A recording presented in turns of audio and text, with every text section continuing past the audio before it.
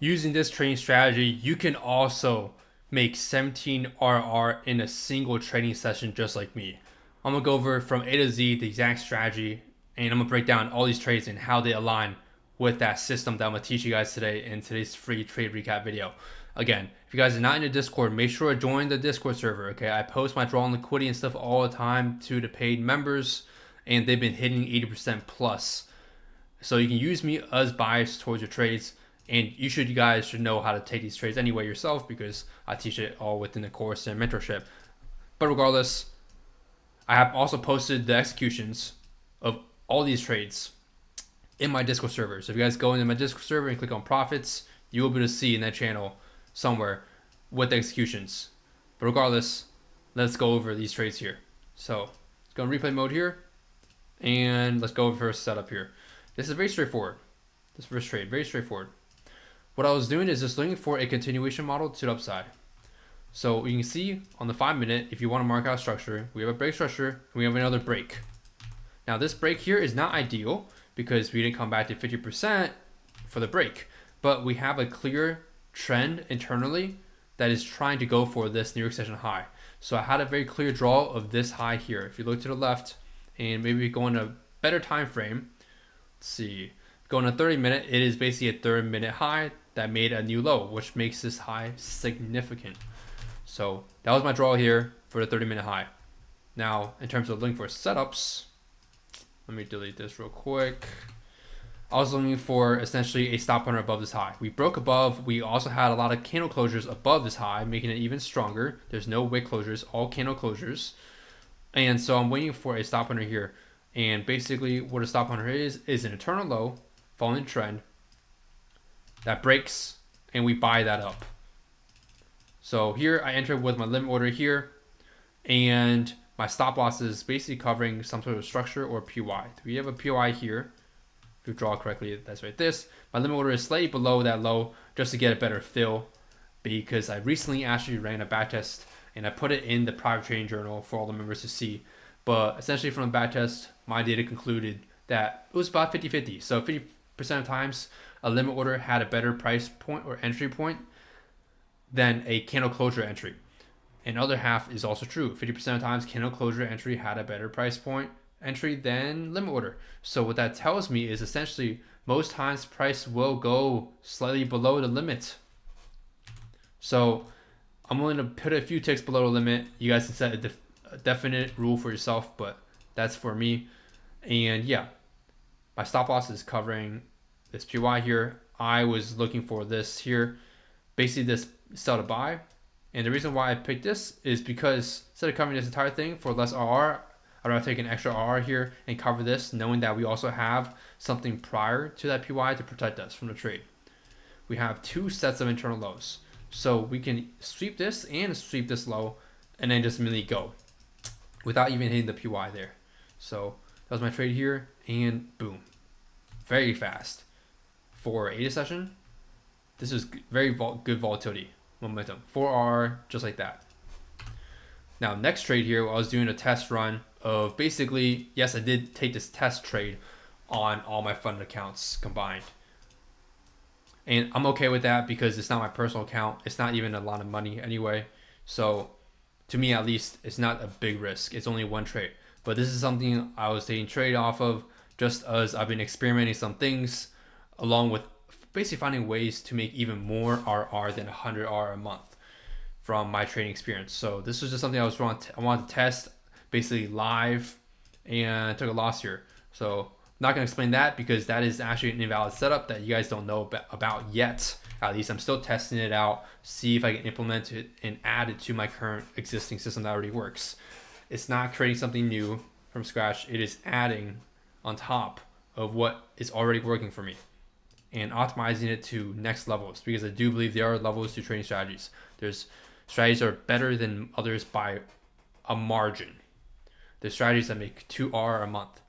There's all strategies that make 80R a month. There's all strategies that make 20R a month. There's too many factors. But anyway, that's not the point of today's video. I took a stop hunter, exact same concept here. Low that put in a new high. I took it and I entered on the candle closure this time. There's no specific reason why I entered on the candle closure. I'll probably say because this low, the next set of lows are all the way down here, and we have a PY right here. So I don't know how far this candle can close. So if you wait for a candle closure, you can get a safer entry. Unless you want to just have a limit all the way down here, but you risk the chance of not getting into the trade.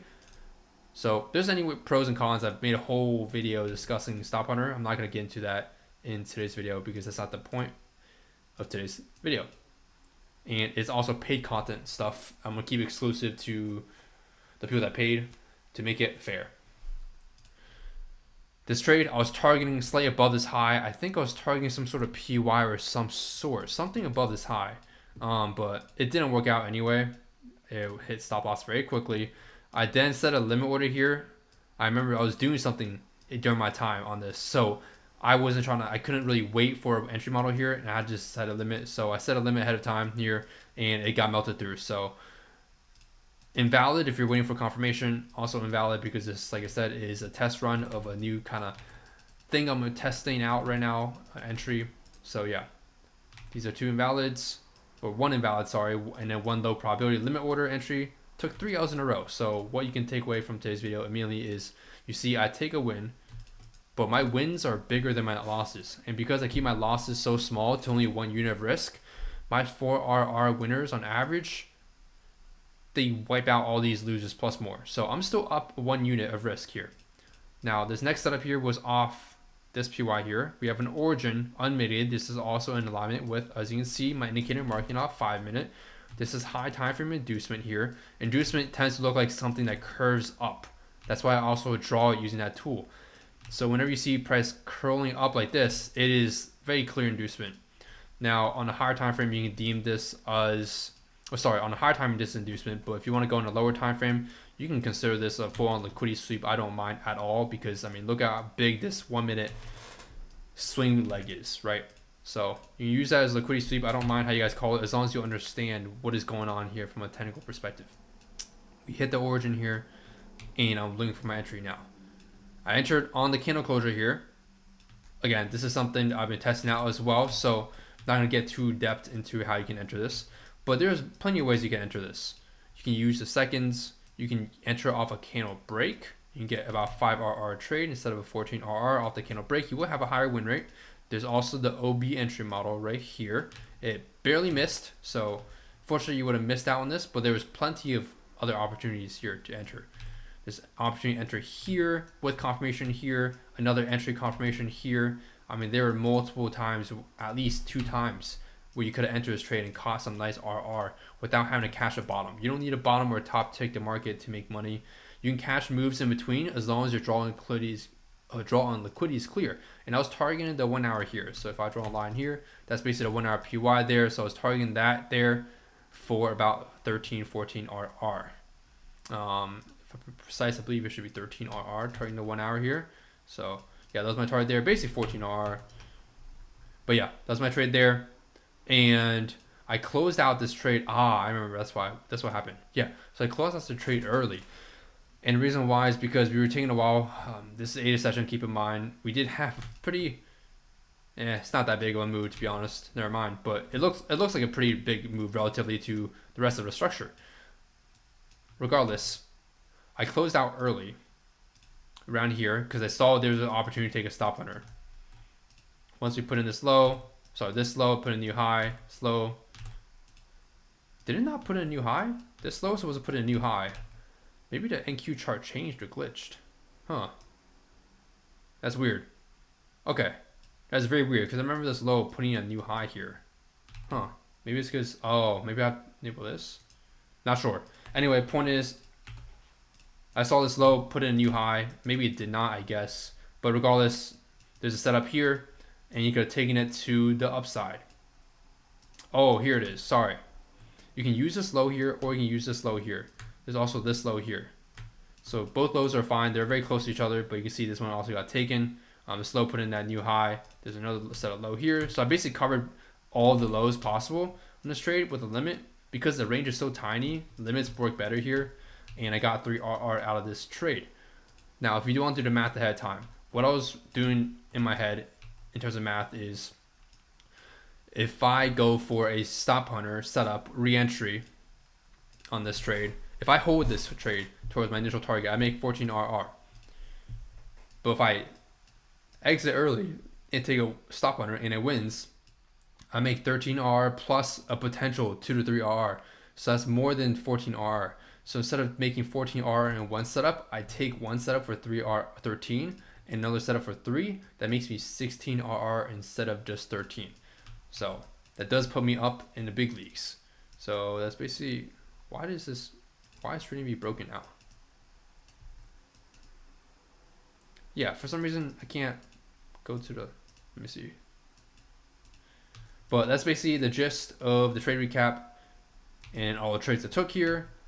Again, these were all copy traded here, and this last trade here, I was trying to copy trade this, but couldn't get to my copier in time as I went and switched to my personal and Top Step Live account.